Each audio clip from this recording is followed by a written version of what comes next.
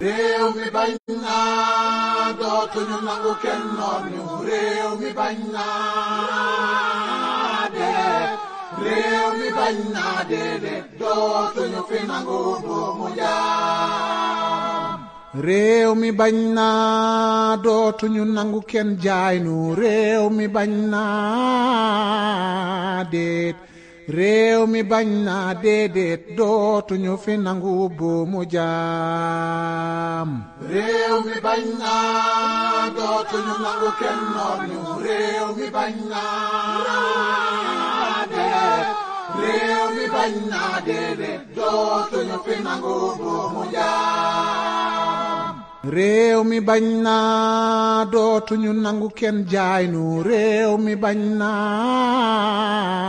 déet réew mi bañ naa déedéet dootuñu fi nangu buumu jaam réew mi bañ naa dootuñu nangu kenn noon ñu réew mi bañ taxaw réew mi bañ naa déedéet dootuñu fi nangu buumu jaam réew mi bañ naa dootuñu nangu kenn jaay nu réew mi bañ naa déet réew mi bañ naa déedéet dootuñu fi nangu buumu jaam réew mi bañ naa dootuñu nangu kenn noon ñu réew mi bañ naa déet réew mi bañ naa déedéet dootuñu fi nangu buumu jaam réew mi bañ naa dootuñu nangu kenn jaay nu réew mi bañ naa déet réew mi bañ naa déedéet dootuñu fi nangu buumu jaam réew mi bañ naa dootuñu nangu kenn noon ñu réew mi bañ naa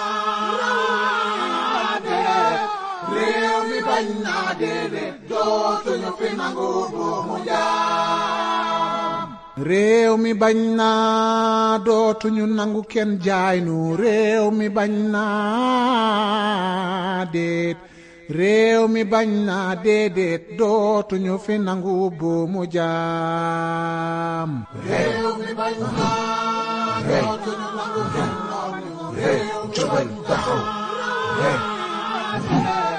réew mi bañ naa déedéet dootuñu fi nangu buumu jaam réew mi bañ naa dootuñu nangu kenn jaay nu réew mi bañ naa déet réew mi bañ naa déedéet dootuñu fi nangu buumu jaam réew mi bañ naa dootuñu nangu kenn noon ñu réew mi bañ naa déet réew mi bañ naa déedéet dootuñu fi nangu buumu jaam réew mi bañ naa dootuñu nangu kenn jaay nu réew mi bañ naa déet réew mi bañ naa déedéet dootuñu fi nangu buumu jaam réew mi bañ naa dootuñu nangu kenn noon ñu réew mi bañ naa déet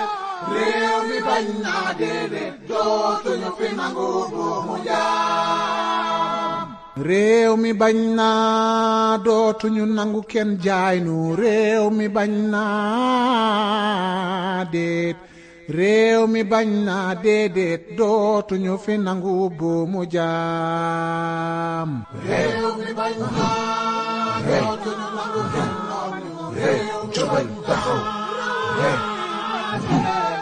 réew mi bañ naa déedéet dootuñu fi nangu buumu jaam réew mi bañ naa dootuñu nangu kenn jaay nu réew mi bañ naa déet réew mi bañ naa déedéet dootuñu fi nangu buumu jaam réew mi bañ naa dootuñu nangu kenn noon ñu réew mi bañ naa déet réew mi bañ naa déedéet dootuñu fi nangu buumu jaam réew mi bañ réew mi bañ naa dootuñu nangu kenn noot ñu réew mi bañ naa déet réew mi bañ naa déedéet dootuñu fi nangu buumu jaam. réew mi bañ naa dootuñu nangu kenn noot ñu. réew mi bañ naa déedéet. réew mi bañ naa déedéet dootuñu fi nangu buumu jaam. Chers compatriotes, chers amis étrangers, bonsoir. Je reviens m'adresser à vous relativement à la situation du pays et par rapport aux échéances à venir. Je le fais avec d'autant plus de plaisir que beaucoup d'entre vous s'étaient beaucoup inquiétés de l'état de ma santé. Je me sens beaucoup mieux par la grâce de Dieu. Je me sens beaucoup mieux grâce à vos prières. Je me sens beaucoup mieux grâce à l'assistance du personnel médical qui a été à mon chevet. Les activités doivent continuer et la vie doit continuer. Je commencerai donc ce propos par ce qui n'était pas prévu certainement, la sortie malheureuse et hasardeuse d'une composante de la justice, à savoir le parquet, à travers son procureur général, qui aujourd'hui s'est livré à des élucubrations et à des hérésies indignes d'acteurs de la justice. Je le commence avec la langue de Molière parce que vous auriez compris que le procureur s'est adressé particulièrement à la communauté internationale. Et c'est pourquoi il a tenu la totalité de sa conférence de presse en langue française et n'a dû résumer en langue nationale wolof que sur insistance et pour quelques secondes. Cela relève d'une stratégie du gouvernement de Macky Sall, qui sait très bien que les Sénégalais l'ont démystifié. Les Sénégalais, toutes catégories confondues, ont fini par voir clair dans le jeu de Macky Sall et à comprendre jusqu'où cet homme constituait un danger pour le pays et pour sa stabilité. Les Sénégalais ont compris que Macky Sall a été l'un des pires présidents dont on aurait pu s'imaginer au Sénégal. Ce n'est pas seulement par son bilan, mais c'est par ses pratiques dangereuses tendant à diviser les Sénégalais, à les monter les uns contre les autres par des considérations relatives à l'ethnie, à la région ou à la religion. Et c'est pourquoi se débarrasser de Macky Sall est une œuvre de salubrité publique qui nous interpelle tous.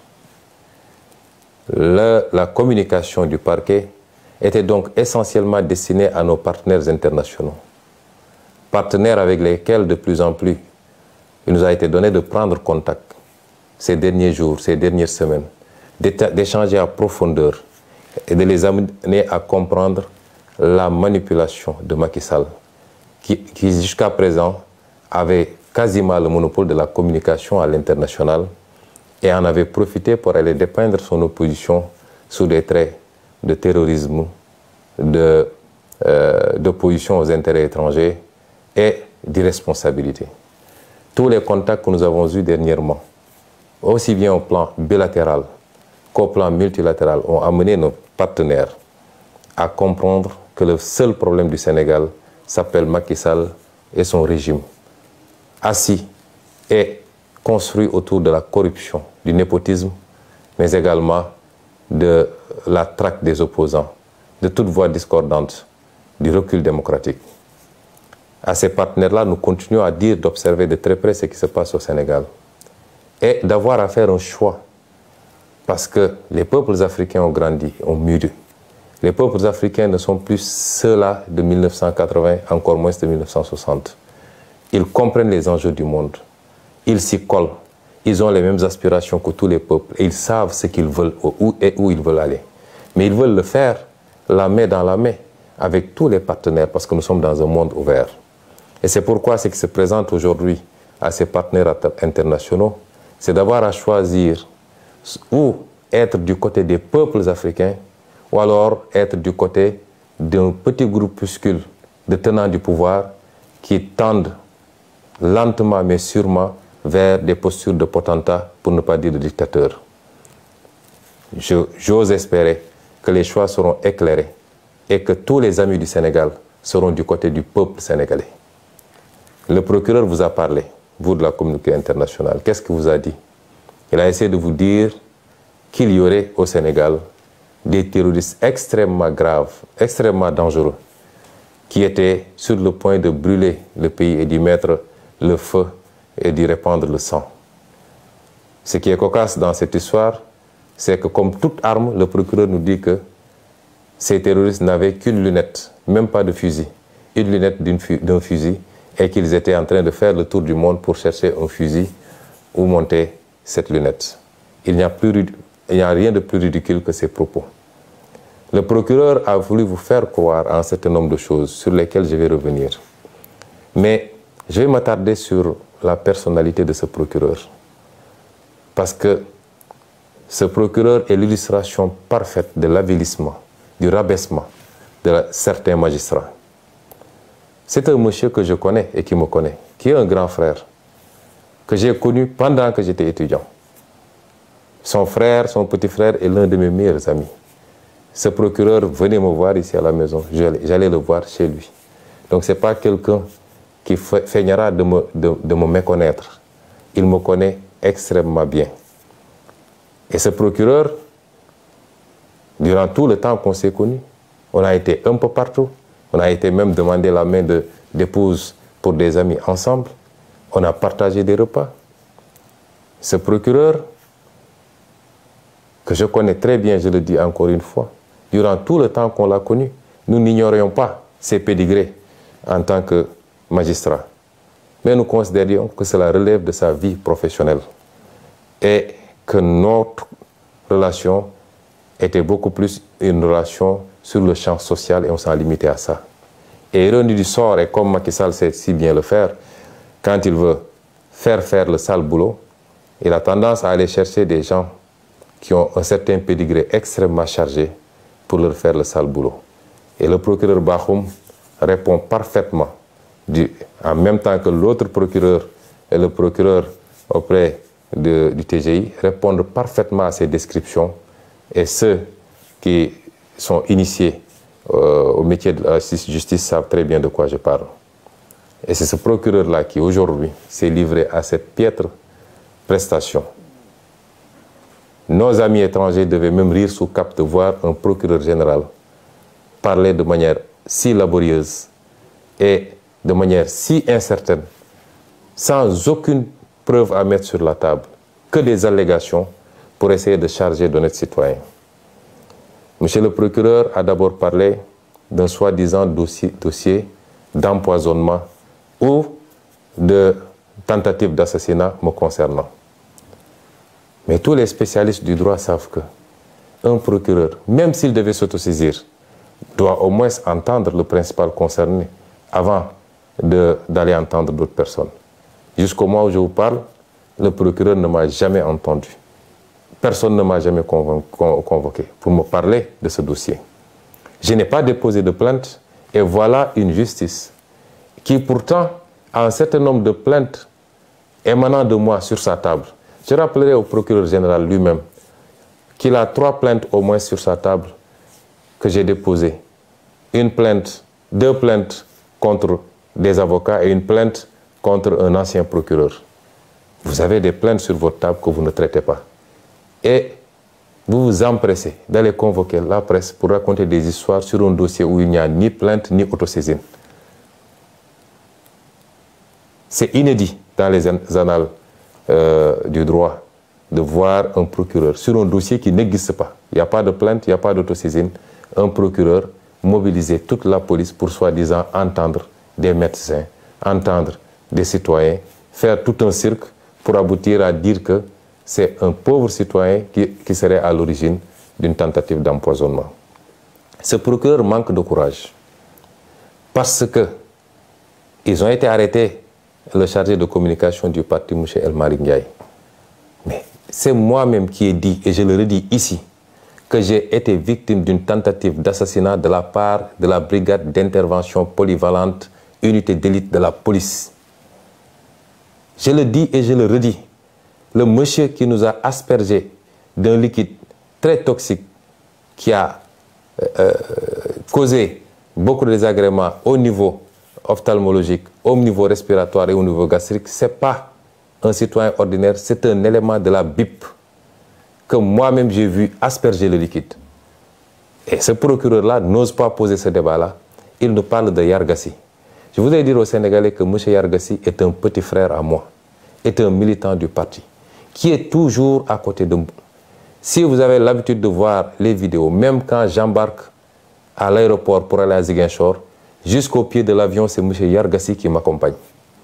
C'est ce monsieur-là que M. Bahoumé allait prendre avec les autres farfelus du parquet pour le désigner en disant que c'est lui qui aurait tenté de m'empoisonner. Pour essayer d'écarter la vraie problématique, c'est-à-dire les services de police qui s'attaquent aux citoyens et qui aspergent de liquide jusqu'à présent non identifiés. C'est ça qui s'est passé. Donc, vouloir déplacer le curseur et aller prendre un Yargassi qui m'a donné simplement un mouchoir imbibé de vinaigre pour m'aider à mieux supporter l'odeur âcre des grenades lacrymogènes, c'est prendre les Sénégalais pour ce qu'ils ne sont pas. Et je dis à tous ceux qui veulent l'entendre que M. Yargassi n'a rien à voir avec cette affaire-là, que le procureur, la justice de manière générale, depuis quelque temps, la manière dont ils fonctionnent, devenus des mercenaires de Macky Sall, certains magistrats en tout cas, devenus des mercenaires de Macky Sall, essaient de déplacer le problème pour sacrifier un petit frère, un militant du parti, à qui je confierai ma vie pour essayer de lui imputer un acte grave posé par les services de police. Au-delà, de quoi est-ce que ce procureur a peur? M. Ousmane Sonko n'a pas déposé une plainte, a clairement dit que c'est la police qui l'a aspergé de ce liquide. Je n'ai pas été informé d'une autosaisine. Je n'ai pas été entendu. De quoi est-ce qu'ils ont peur? Au point de faire des réquisitions dans les laboratoires d'analyse, de convoquer tous les médecins pour essayer de savoir le contenu des analyses. Qu'est-ce qu'ils ont à se reprocher? Eux-mêmes savent exactement ce qu'ils ont aspergé sur nous, moi-même, Maître Clédor Ciré Ly, et dans une moindre mesure même, M. Guy Marius Sagna. Je peux rassurer le procureur, ce qui doit être analysé le sera. Nous l'avons envoyé où il faut, parce que nous savions qu'ici au Sénégal, il mettrait la pression sur tous les laboratoires pour ne pas que les choses soient transparentes. Nous avons envoyé là où nous devons envoyer. Il nous a été promis que les résultats seront connus dans les prochains jours. Nous attendons de savoir qu'est-ce que donneront ces analyses-là. Ce n'est pas la peine, en attendant, de s'agiter autrement, monsieur le procureur. Restez tranquillement à votre place. Monsieur le procureur a parlé de dossier médical concernant Ousmane Sonko. Je veux dire aux Sénégalais que toute cette agitation depuis quelques jours, c'est qu'ils veulent savoir qu'est-ce qu'il y a dans mon dossier médical, en toute violation des règles. Parce qu'aucun juge n'a ordonné la levée du secret médical. Au nom de quoi on convoque des médecins, on les malmène à la police, on les harcèle pour leur exiger de trahir leur serment et de donner des informations sur mon dossier médical. Je vous rassure également, monsieur le procureur, j'avais pris toutes mes dispositions parce que je savais que j'ai affaire à un État vaillou qui n'a rien à cirer des règles et des procédures. Et c'est pourquoi, dès que je suis entré dans cette clinique, j'ai verrouillé. Je ne me suis fait consulter que par mes médecins personnels, ceux-là qui me suivent depuis des années. Je me suis fait suivre par ces médecins. Ils ont été les seuls à avoir accès à moi, à me traiter, à me prescrire et à me surveiller. Il y a un acharnement sur le pauvre docteur Niang. Je veux dire aux Sénégalais que moi, je ne connais pas le docteur Niang. Je n'ai jamais rencontré physiquement le docteur Niang.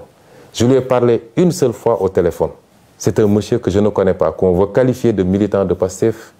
Et même s'il était un militant de Pastef, c'est son droit le plus absolu.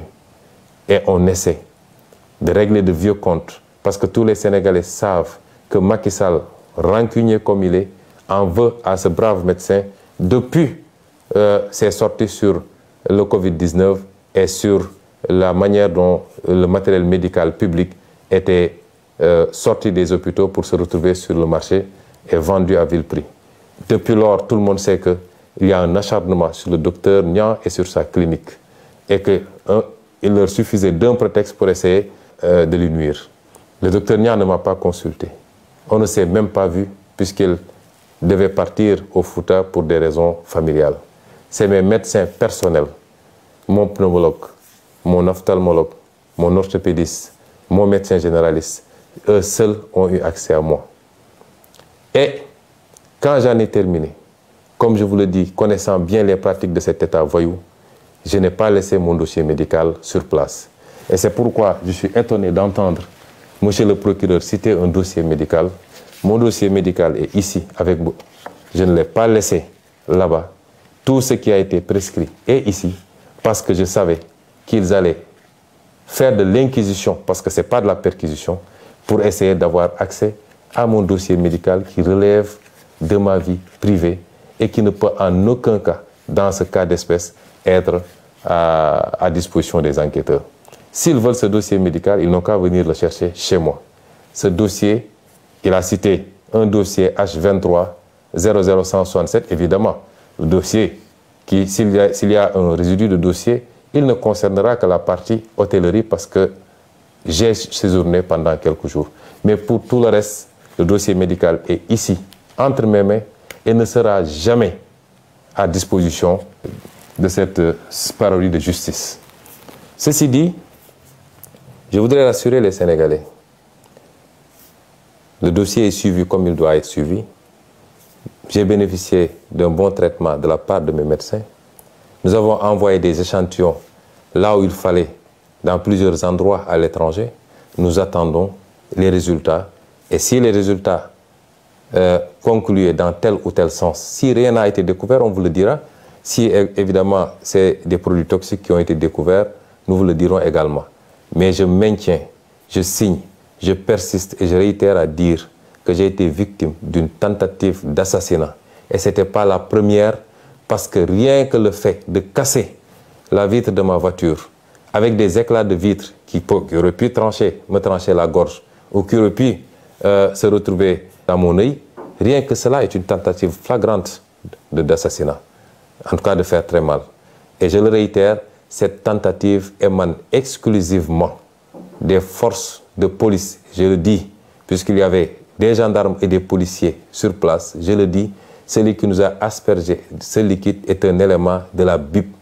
Je le réitère, et si le procureur veut entendre quelqu'un, c'est moi qui aurais dû être entendu, au lieu de faire tout ce cirque-là à convoquer des innocents, à arrêter des innocents et à les faire écrouiller injustement. Le procureur, enfin, a fait de longs développements sur, soi-disant, des forces spéciales ou je ne sais pas quoi, commando. Mais vous remarquerez que, et ça c'est ça la politique de Macky Sall, et il ne réussira pas à briser ce pays, à mettre les Sénégalais contre les uns et les autres. Mais vous remarquerez qu'aujourd'hui, porter un nom de famille à consonance casamançaise est devenu un crime sous le régime de Macky Sall. On nous parle de MFDC, on me parle, mais des terroristes du MFDC qui ne peuvent même pas avoir un fusil, qui ont simplement une lunette. Il n'y a pas plus ridicule que ça. Et ils veulent prendre les gens pour des demeurés, pour ce qu'ils ne sont pas. Je le réitère, aujourd'hui, une bonne partie, en tout cas certains magistrats ont peur, parce qu'il semblerait, d'après ce que dit le procureur, qu'ils soient visés. Ils n'ont qu'à se poser la question du pourquoi. Vous ne pouvez pas semer la haine dans ce pays, être les bras exécutifs de Macky Sall dans ces sales besognes. Vous êtes l'auteur de tueries dans ce pays. À chaque fois que vous prenez une mauvaise décision, par rapport à vos petites carrières, vous êtes responsable de gens qui tombent sous les balles. Parce qu'à chaque fois qu'il y a contestation derrière, il y a une décision injustifiée de la justice. Vous ne pouvez pas continuer comme ça et penser que vous serez en sécurité tranquillement à siroter votre thé. Je vous l'ai toujours dit, si le pays brûle, vous ne serez pas épargné. Revenez à la raison. Autant il y a énormément de magistrats qui font correctement leur travail, qui sont dignes et qui sont sanctionnés pour ça, qu'on renvoie dans des juridictions les plus éloignées, simplement parce qu'ils ont cette dignité de dire je n'obéirai pas à la commande de Macky Sall. Autant, excusez-moi du terme, il y a de la pourriture dans cette magistrature-là. Et ces gens-là doivent comprendre que ça ne peut pas continuer comme ça. Je ne suis pas en train de vous menacer, je suis en train de vous prévenir. Si Macky Sall vous garantit la protection absolue, vous êtes engagé dans un combat qui ne commence pas aujourd'hui et qui ne se terminera pas aujourd'hui. Vous ne pouvez pas être des briseurs de carrière politique. Vous ne pouvez pas être des briseurs de projets politiques auxquels des millions de Sénégalais croient. Vous ne pouvez pas être des obstacles à l'espoir des Sénégalais et penser que vous allez vous en sortir indemne. Tôt ou tard, vous rendrez compte aux Sénégalais. Vous rendrez compte devant la loi que vous étiez censé servir. Et c'est pourquoi vos intimidations ne passeront pas. Le magistrat qui se muera en politicien pour exécuter des commandes politiques, ce sera lui-même défini comme ennemi du peuple sénégalais. En tout cas, d'une grande partie du peuple sénégalais. Et nous assumons nos propos par rapport à ça. Nous ne pouvons pas accepter que ce pays soit pris en otage par un groupuscule de magistrats, quelle que soit leur fonction. Et c'est pourquoi nous vous disons que vous habitez dans ce pays. Les gens que vous jetez injustement en prison, ils ont de la famille, comme vous. Ils ont des carrières comme vous. Ils ont des parents comme vous. Ils ont droit à la liberté comme tout le monde. Mais sur commande politique, vous vous permettez de prendre des gens que vous jetez, des innocents que vous jetez en prison, que vous laissez pendant des mois souffrir en prison. Et vous pensez que les gens vont continuer à vous laisser comme ça. C'est vous qui alimentez la haine contre vous. Et à terme, ça risque de se passer mal. Revenez à la raison. Ce pays ne vous appartient pas, il nous appartient à tous. Respectons-nous et sachez que vous rendez la justice non pas au nom de Macky Sall, de sa famille et de son parti, mais vous la rendez au nom du peuple sénégalais. Et ce peuple sénégalais ne se retrouve plus dans ce que vous êtes en train de faire. Il vous a honni à cause de vos comportements. Et c'est pourquoi votre intimidation ne passera pas. Nous continuerons à faire ce que nous devons faire. Et parmi ces actions que nous devons faire, je réitère que le plan d'action du 29, 30 et du 3 avril reste maintenu intégralement. Nous sortirons, nous manifesterons, parce que nous l'avions dit. Désormais, avec ou sans autorisation, nous manifesterons. Nous ferons face à Macky Sall, parce qu'il veut faire croire aux gens qu'il a la capacité de réprimer les manifestations. Il avait dit que ce qui s'était passé ne se passerait plus. Ce qui s'est passé le 16 a démontré qu'il n'a pas les capacités pour contenir un peuple qui debout, qui dit non. Et nous ne devons pas être moins dignes que les autres peuples qui se battent aujourd'hui. Le peuple français a beaucoup d'avantages, énormément d'avantages, mais aujourd'hui, ils se battent pour leur dignité. Pourquoi notre peuple refuserait de se battre ou abdiquerait face aux velléités dictatoriales de Macky Sall? Nous nous battrons. Ils n'ont pas les capacités, si le peuple le veut. Et si le peuple se met debout, Macky Sall n'a pas le 10e des capacités pour contenir ce peuple. Et j'en appelle à ce peuple-là, à la jeunesse, aux ouvriers, aux transporteurs, aux étudiants, aux intellectuels, aux femmes, aux jeunes, à toutes les couches sociales. Ce qui se joue aujourd'hui, c'est notre destin. Si on laisse Macky Sall gagner, nous souffrirons encore pendant très très longtemps. Nous maintiendrons ce plan d'action et nous ne tomberons pas sous le piège de Macky Sall. Parce que aujourd'hui, il est omnibulé par son défilé du 4 avril. Il va organiser un très grand défilé, le dernier qu'il organisera, puisque dans 11 mois, il ne sera plus président de la République s'il plaît à Dieu. Il veut faire une démonstration de force et en même temps intimider le Sénégalais pour montrer qu'il a beaucoup acquis en armement, de toutes sortes, des tanks, des chars. En soi, ça ne nous pose pas de problème. La fête de la nation, c'est notre fête à tous. Mais nous ne tomberons pas dans le piège de Macky Sall parce qu'à chaque fois, il ruse. Vous vous rappelez, lors de la crise du Covid, il avait invité toute la classe politique au palais de la République. Et nous tous, on avait dit que c'est la République qui a appelé. Nous sommes partis en pensant que ça allait être un nouvel élan pour que Macky Sall comprenne qu'on ne gère pas un pays de manière autocratique et qu'on doit respecter son opposition, si on veut que cette opposition vous respecte. On a vu ce qui s'en est suivi. Vous vous rappelez, lorsque nous avons gagné la Coupe d'Afrique, il a appelé. Moi, j'ai été de ceux qui avaient dit que je ne m'y rendrai pas parce que c'est de la ruse encore. Une bonne partie de l'opposition s'y était rendue. Mais on a vu où est-ce que ça a fini. Aujourd'hui, il veut faire croire aux gens que c'est la fête du 4 avril, c'est la fête nationale. Donc nous devons tous tout laisser tomber et venir répondre à son invitation parce qu'il se susurre même un projet d'invitation de l'opposition au 4 avril.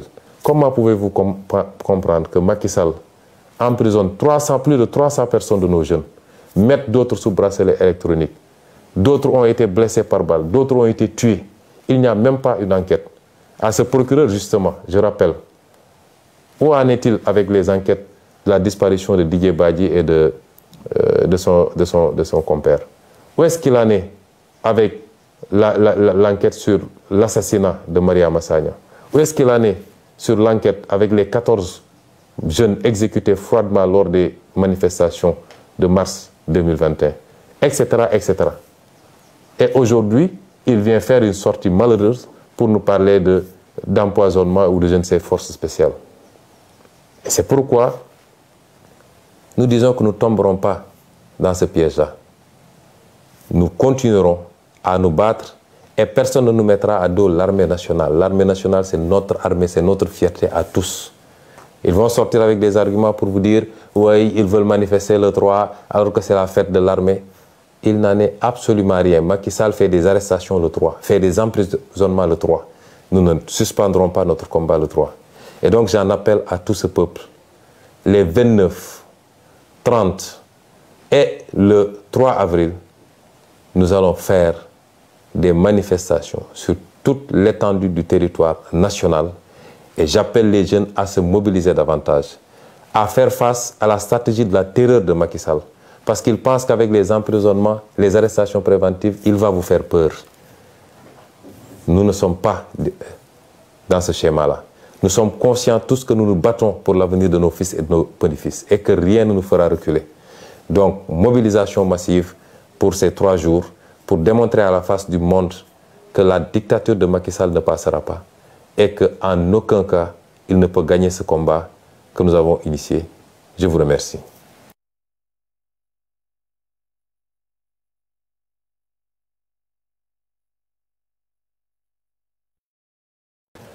mbokk yi asalaamualeykum ñu ngi dellu si am ak yéen jotaay ci waxtaan ci tolluwaay réew mi ak ci xew-xewu réew mi di leen gërëmati tey ñu ngi waxtaan ak yéen ànd ceeg mbégte gu rëy ndax ñu ngi sant yàlla am nañu tan bu baax a baax suñu wér-gu-yaram am nañu peex gu rëy ñu ciy gërëm ñi nga xam ne ñooy waa kër docteur ak seen taxawaay di leen ci gërëm yéen ñëpp ci seeni ñaan ak seeni yitte yooyu lépp yàlla boole moo ñu may tey ñu mën a togg ak yéen ci peex ak tal pour waxtaan ak yéen waxtaan gi nag ñoo ngi ko waroon waxtaane jëmale rek ci woote ci taxawaay gi nit ñi war a am ci li ñuy dëgmal muy ëllëg gannaaw ëllëg ak bu soobee yàlla le 3 avril ci li ñu woote nañu manifester fépp ci Sénégal ba Macky Sall xam ni Sénégalais yi ànduñoo ak moom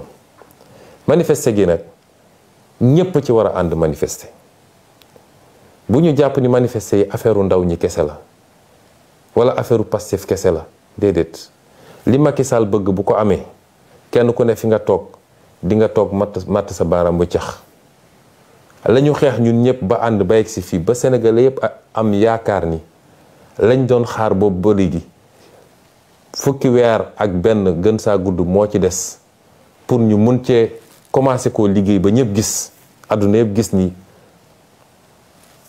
Sénégal ay ndawam la keneen mën ak la ñeneen mën nañ ko loolu la Macky Sall bëgg a fànq tey moo tax bu kenn jàpp ni mbirum Ousmane Sonko la mbirum diw la wala diw Ousmane Sonko xaarewul dara ci politique salaire sax bëgguma ko ci politique yàlla mi ñu tiim ak weeru koor gi yéene gu ñu am ci réew mi rek bëgg liggéeyal réew mi jaamu ci yàlla ba waa réew mi yëpp gis ni la ñuy seenu feneen wala la ñuy uti feneen ndekk yomboon nañu suñu biir réew loolu la Macky Sall ak li mu àndal benn yi mu àndal bëgg koo jaarale ci justice moom lañ ne tey dañ ko bëgg a fànq ndax dinañ ko nangu moo tax yow taximan bi, yow baykat bi, yow étudiant bi, yow menuisier métallique bi, yow ouvrier bi, yow kii yow mii di jigéen gi ñépp laa boole woo ñu bañ a sàggan ba Macky Sall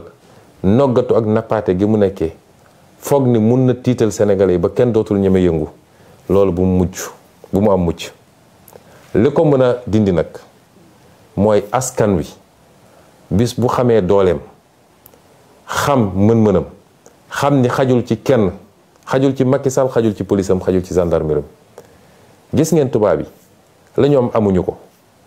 tey ab français bu toogoon liggéeyul sax am na lu muy fayeeku weer wu ne loo xam ne mun na ko permettre au moins mu fay location ak dund.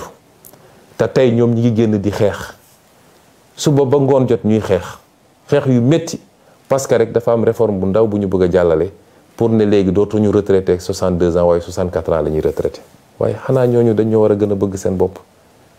bu ñu toogee dégg ay nit di essayer dugg ci xelu ndaw ñi naan leen ku fi dee yaa perte ak nangam dama naan xeetu njaam googu moo taxoon tubaab gi noot suñuy maam. xeetu wax jooju mooy nangu tënk sa bopp ci jaam moo taxoon tubaab bi noot suñuy maam. génération bi ñu toll nag weesu na loolu dañoo xam ni réew mi rek la ñu am amuñu feneen, amuñu beneen nationalité, bëgguñu ko sax. réew mi nag doomu réew mi koy defar te bokk na ci li koy defar ci doomu réew mi projet bii ñu leen andil joxuñu leen xaalis, sexaluñu leen lem, menacé wuñu leen, mais di leen won benn ngeen di gis ba tey ñu am yaakaar ni ñu nga ca cappaandaw ba Macky Sall ak ay juge ak ay procureur ne ñoom ñooy taxaw ne tey loolu du am ci Sénégal. buñ ko nangoo rek ñun ñoo nangu ñu tënkuñu ci njaam. moo tax nag ñu ne na ñëpp génn suba le 29 gannaaw suba le 30 ak le 3 avril. bu ñu kenn essayé boole kenn ndax da ngay dégg ñu naan waaw ñoom respecté wuñu république bi ndax date bi kenn waru cee manifester. Macky Sall dafa respecté république.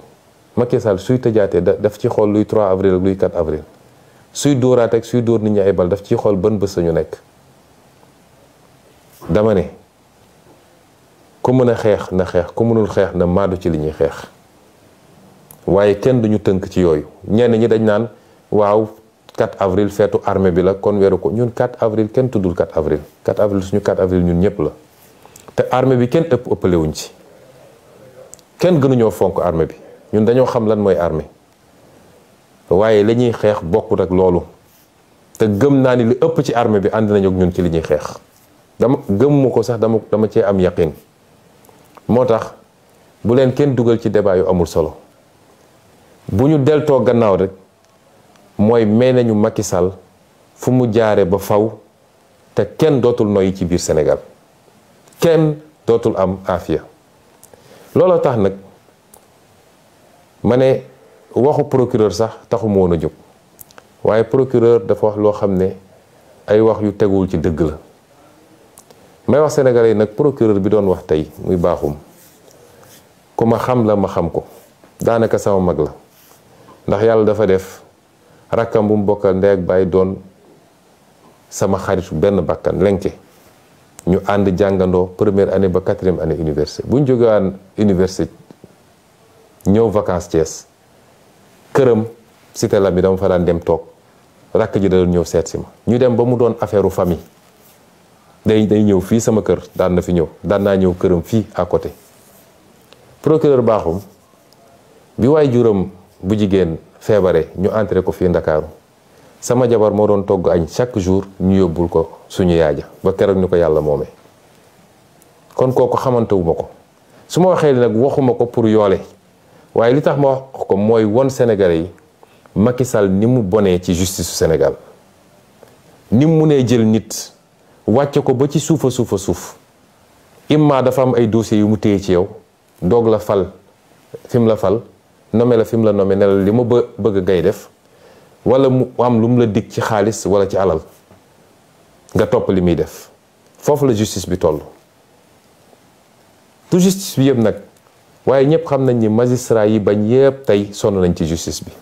gis ngeen mouvement bi passé ñi doon bañ ñëpp jël nañ leen sànni leen fu sori jël seeni nit teg leen ne leen li ma bëgg ci Ousmane Sonko nga may defal mooy warul nekk candidat en 2024. Bakhoum bii bu toogee tey di wax mel ni ku ma xamul di essayer gëmloo Sénégalais ni man Ousmane Sonko terroriste la dama naan àdduna lu doy waar la. waaye noonu la Macky Sall mel ak justice ñi fi jox cër yépp ndomb tànk bu tax ñuy wax ci justice bi ku xam seen jaar-jaar ci wàllum magistrature di nga xam ni foofu du woon seen place. dossiers yi ñu am yépp ci biir magistrature ñëpp xam nañ ko. Bakhoum xamante nañ bu baax ànd nañu ñaani jabar toog nañu naan ataay def nañu lépp moo tax moom li mu wax xam na ni du dëgg. moom li mu wax bu ñu daje woon léegi li mu may njëkk ko mais sama rak comprendre ma rek li mu wax ci boppam xam na ni du dëgg. xam naa ni ay mbokkam yi ma séqal man buñ ko déggee tey am nañ lu leen métti te àdduna dara jarul yenn yi waaye ma dellu si ci li mu wax. Bakhoum dafa wax ni benn man ba léegi ñemewul waxul sama wax de man ci li mu wax ni dañ ma doon essayer faagaagal wax na ci El Malick li mu bind wax na ci presse li mu bind waaye ñooñu ñëpp balaa ñuy wax man maa njëkk a wax man maa ne dañ ma doon essayer faagaagal dañ doon essayer faat sama bakkan te ñi ko def waa police la. xam nga man li may wax dama koo ñeme man raayantuwuma laqatuwuma li may wax dama koo ñeme ndax koo jàkkaarloog mu taxaw yor li mu yor pompe la ko nga gis ko nii ci biir bët man kooku kenn duma ko nettali. Maître Ciré Clédor Ly gis na ko Guy Marius Sagna gis na ko kon naka la ñu mën a ne man ma génn ne dañ doon essayer faat sama bakkan te ñi ko def waa police la waaye man porté wu ma plainte moom procureur yéeguma fu mu autosaisir mu dem di jàpp ay nit di leen tuumal di wax loo xam ne dara du ci dëgg. wax dëgg yàlla am naa déception trop ci grand Bakhoum ba ci kanamu yàlla ndax Yargassi bi mu tudd Yargassi sama rakk la di ànd ak man ñépp gis nañ ko su ma nekkee ci oto bi sax yenn saa yi mooy taxaw ci kaw yor drapeau bi su may tukki moo may gunge ba aéroport ba ci avion bi ndax comme aéroport lay liggéey am na droit dugg mooy taxaw ba escalier avion bi Yargassi ngay gis mu taxaw foofu. kooku confiance bi ma am ci moom lu ma jox ma lekk lu ma jox ma naan Bakhoum ñëw taxaw ci kanam Sénégalais yi naan Yargassi moo jël benn liquide def ko ci benn mouchoir jox ma. Yargassi li mu def ci liquide bi ñu sànnee lacrymogène yi ba mënuñoo xoole vinaigre la jël vinaigre def ko ci benn mouchoir ne ma président am nga taf ko sa bakkan pour mun a noyyi. loolu bokkul ak policiers yi liñ ma sotti mu ñëw taxaw di wax lu dul naka su dul noonu. ñu dem jël doomu jàmbur ji dem dugal ko ci kaso bi ba pare mu naan information judiciaire la ñuy ubbi may leen procureur waxul dëgg li ñuy nëbbu ñoom ak li ñu ragal waxaguñ ko ndax nun liñ ci war a def nañ ko comme mbir mi biñ ñu ko sottee am na lu bari loo xam ne dafa tisoon ci suñuy yére man ma xamoon ni fii boo ko fi yóbboo ñu def pression ci laboratoire yi la ñu war a yóbbu génn nañ ko réew mi te nee nañ ñu fan yi dinañu am résultat ci analyse yi ñuy def nañu xaar bu dee nee nañ ñu produit bi du dara ñu xam ne du dara kaani la rek bu saf waaye bu dee produit chimique la ñu ne ñëpp produit chimique lañ ñu sotti te produit chimique boobu mënoon na faat suñu bakkan tentative d'assassinat la man maa ko wax. kon loolu muy premier contre-vérité boo xam ne Bakhoum wax na ko tey ñaareel bi nee nañu wër nañu fu ne pour am sama dossier médical. ñoom lu ñuy doy sama dossier médical ñoom amuñu droit laaj sama dossier médical secret la ci anam yu ndaw a ndaw yu xaw a diis sax yu xaw a jafe la yoon mun a may ñu accéder dossier médical jàmbur ñuy convoquer ay médecins di leen bundu xatal fii may wax yéen nii tembe sama benn médecin bi docteur Bouros dañ ko convoqué waat tey convocation bi yépp mooy ban façon faj nga ko defal lan moo ko dal ndax defal nga ko certificat médical pour mu bañ a dem procès yëfu ñàkk fayda yooyu lañ doon laaj samay médecin man bi ma duggee ci hôpital bi laa xam ni comme état saay-saay la ñu yor état wuyu la seen yoon newul ci loi moo tax ma ne leen ku dul samay médecin bopp du ma jege su dul woon sax loolu man fi ma toll ci dëkk bi nag fi ma toll ci politique ak ñi may rëbb ñëpp xam nañ ne nag sama yaram du ma ko jox n'importe qui. dama am ay médecins yoo xam ne ay ati at maa ngi ak ñoom moo tax bi ma duggee ci hôpital ba dama ne waa hôpital ba seen plateau médical bi la ñu soxla waaye nag am naa samay médecins ñoom laay woo ñu ñëw xool ma samay médecins ñoo ñëw spécialité bu nekk orthopédie ophtalmologie nu mu tudd pneumologie médecin généraliste yépp dama woo samay médecins ñoo ñëw xool ma la ñuy bind ñu bind ko bu may jógee ci hôpital bi bàyyi ma fa sama dossier médical parce que su ma ko fa bàyyi woon dem nañ ko jëli te duñ ko teg ci yoon sama dossier médical mi ngi nii moo tax procureur li mu doon lire xaw ma moo ko créé xaw ma fu mu ko jëlee sama dossier médical mi ngi nii ba may jógee ci hôpital ba ñu bindee li ñu bind bépp ba médecin bu nekk def li mu war a def damaa jël sama dossier médical génne ko andi ko sama kër gii maa ngi ko tëj sama biir kër nee na lire na dossier H23 00167 ñoo xam fu ñu ko jëlee peut-être li fa nekk mooy la ma fay ci chambre bi ma occupé waaye sama dossier médical de bu soobee yàlla du procureur du juge du kenn koo xam ne di nga xam li nekk ci sama dossier médical bi ba tax ma ne nag ñoom lan la ñu tiit ak lan la ñu ragal woo nañu waa Bio 24 ak yeneen laboratoire dégg naa naan leen ndax dañ fa yónnee ay analyse lan la ñu ragal ñoom ñoo ñu sotti ab produit nañu bàyyi ba produit ba analyse yi ñëw ñu xam lan moo ci nekk waaye koo xam ne portéwul plainte yónneewul nga waxaw ko foo ko autosaisiré entendre loo ko ngay woote ay conférence de presse di wéjë ji di wax loo xam ne amul bopp amul genn lii du magistrature lii du justice lii banditisme judiciaire la moo tax nag duñ leen bàyyi ci loolu docteur Niang mi ñu jàpp di ko pamti may wax sénégalais yi man docteur Niang musuma koo gis benn yoon laa mës a wax ak moom ci téléphone cité kër góor gi laa dëkk clinique am jege na ma keroog bi may jóge fële xaw naa sonn bi may egsee fii ma ne leen nag yóbbu leen ma ci clinique ba mais wool leen ma samay médecin ñu ñëw waaye docteur Niang gisewu ma ak moom dafa xëy dem Fuuta amoon fa dëj wala lu mel noonu waaye comme mere woon nañ ko mere gu yàgg yéen a ngi fàttaliku moo fi njëkk a feeñal seen tappale yu ñu doon def ci Covid 19 bi moo ko fi njëkk a feeñal moo fi njëkk a wax ni li nga xam ne xaalisu réew mi la ñu koy jëndee matériel médical di koy bu ci hôpitaux yi nit ñi dañ koy génnewaat di ko jaay ci marché bi boobu ba léegi nag ñu ngi ko guuxal di xaar fan lañ koy jekkoo moo tax ñu andi coow li naan ay non assistance à personne en danger di ko woo naan ko yaa hébergé Ousmane Sonko du citoyen sénégalais amul droit dem ci clinique bu ko neex ak hôpital bu ko neex kon lii lépp tappale la tentative d'intimidation la te du sotti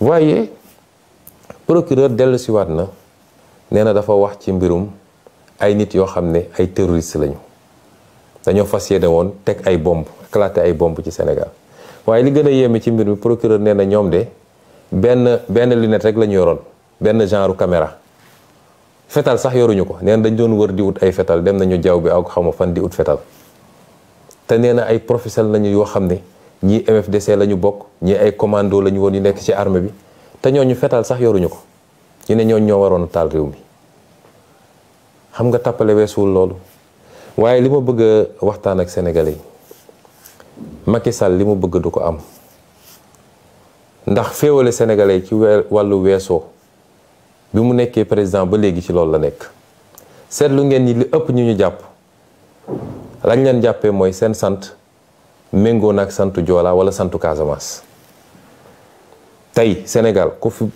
nekk Casamance te bokk ci Pastef rek boo moytul léegi ñu laxas la pourtant Pastef Mbàkke la ëppee doole ka Casamance Pastef Saint-Louis la ëppee doole ka Casamance Pastef Ndakaaru gi la ëppee doole ka Casamance manifestation day am ci Mbàkke doo dégg ñu ne kenn ab terroriste nga musul am kon lii mu bëgg du ko am nee na ki doon organiser manifestation yi Bignona moom la ñu jàpp fi mu ne nii xaar leen ba prochaine manifestation ngeen xool Bignona ndax du gën a tàng sax yeneen manifestation yi kon nañu bàyyi tappale bi Macky Sall fukki weer a ko fi dese na takk ay bagaasam te tàggatoo te dem ci jàmm. mbokk yi li gën a firndeel caaxaan ak tappale gi nga xam ne moom la procureur nekkee mooy moom ak Macky Sall ak Ismaïla Madior Fall nee nañu léegi daal dañoo am yitte ci Ousmane Sonko ak ci wér-gu-yaramam ba bi ñu déggee ñu naan am na ñu ko doon essayer faagaagal ñu naan dañuy def l'enquête goo xam ne ndey mbi léegi déposé wul plainte def na déclaration ba léegi ñemewuñu tudd déclaration yéeguma foo xam ne moom autosaisiru na ñu ne ña ngay def l'enquête may fàttali procureur ni dossier yi nekk ci table am bëri na lool. dossier bi ci njëkk mooy dossier suñu sœur Mariama Sagna nga xam ne faat nañ ko fi ci anam yu ñaaw yi lu ëpp juróomi at ba léegi justice waxu ci. mars 2021 faat nañ fi fukki bakkan ak ñeent Macky Sall ne woon day ubbi l'enquête ba tey jii kenn déggul l'enquête dem na ba tubaab yi américains yi Nations Unies ñëpp bind nañ ci loolu ne ñoom alkaati Macky Sall yi ñoo tiire bal ci kaw nit ñi waaye ba tey jii déggoo ci justice wax ci. Fulbert Sambou ak Didier Badji nga xam ne réer nañu ci anam goo xam ne yéem na Sénégalais yépp muy lu métti ñu lànk sax ni autopsie du am ci benn bi ñu jot a gis néew bi gaawantu dem paraxee suul ko ana l'enquête procureur. nga dellu si ci François Mancabou nga xam ne waxambaane bu wér te dëgër dugg seen loxo ci wér-gu-yaram ñu génneel ñu néewam ana l'enquête procureur. nervi Macky Sall yi nekk ci dëkk bi ñu leen di wane bis bu ne caméra yi ñu takk seeni badge police yor seeni jaasi ak seeni fetal di song nit ñi ana l'enquête procureur. kon procureur xam naa sa xel ngay foye moom mënoo fay suñu xel ñun amatu leen crédibilité ci Sénégal mënatu leen wax au nom de la justice parce que injustice ku koy wër dëgg ci yéen lay ñëw. man mi di wax ak yéen rek ñetti plainte déposé naa ko ci sa table. ñaari ci ay avocat ñetteel bi ci procureur bi fa ne woon balaa yéen ngeen di ñëw ana seen enquête yéen daal leen neex ngeen di def foog ni dañ leen di bàyyi noonu rek balaa may dee nag ngeen ne dafa am commando bu leen doon rëbb bu leen doon pexeel bëgg a dal seen kaw ñun de yéenewuñ leen ko ndax ñun ñëpp jàmm lañ leen yéenay fitna di dal suñu kaw rek waaye yéenewuñ leen ko waaye nag jàmm dañ koy mayante.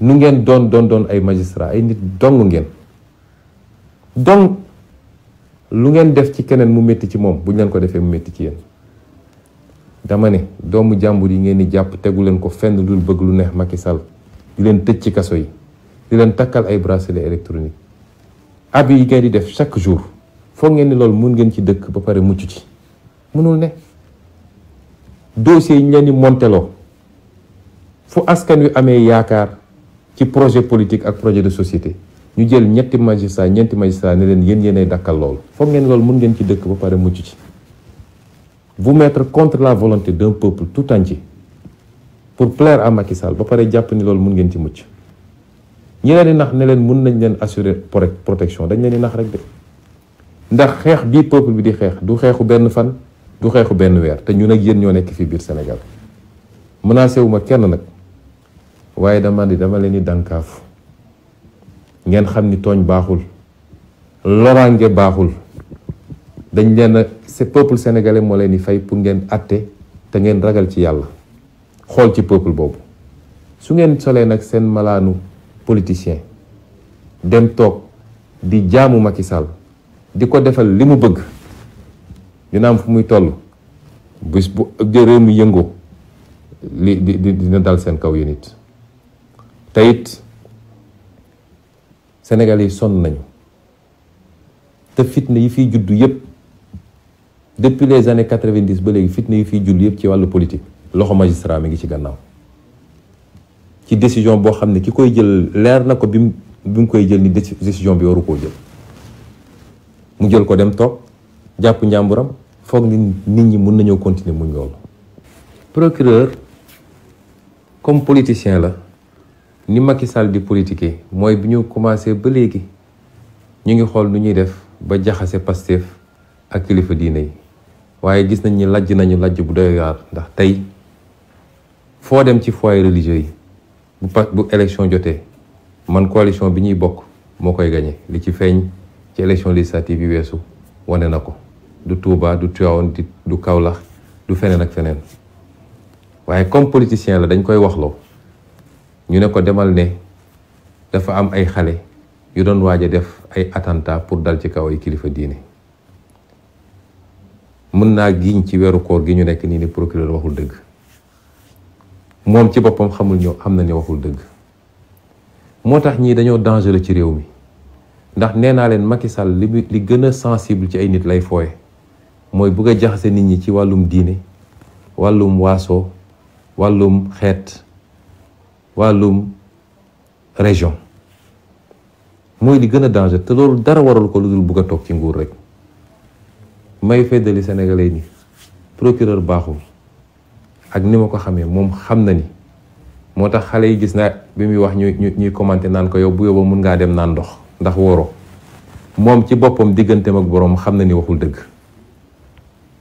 te kilifa yi muy essayé manipuler kilifa diine yooyu xam nañ ni moom waxul dëgg Sénégal yi koy déglu yëpp xam nañ ni waxul dëgg àdduna bi yëpp xam na ni waxul dëgg waa lii lan moo ko jar ci àdduna moo tax ñu dellu di woo sénégalais yëpp nag suñu plan d'action bi ñu tëraloon waxoon nañ leen ni fi mu toll nii tembe autorisation ñàkk autorisation suñu nee dañuy marche dinañu marche déposé nañ ci territoire bi yëpp am na dégg naa fu ñu nangu am na fu ñu bañ rawatina ndakaaru gi mooy wax waa ndakaaru ni ka dinañu manifester bu soobee yàlla le 3 dinañ manifester le 29 muy suba dinañ manifester le 30 muy gannaaw ëllëg dinañ manifester le 3 incha allah kenn mënuñoo boole kenn wax naa leen ko léegi la ñuy manifester xeex suñuy droit ak suñuy àq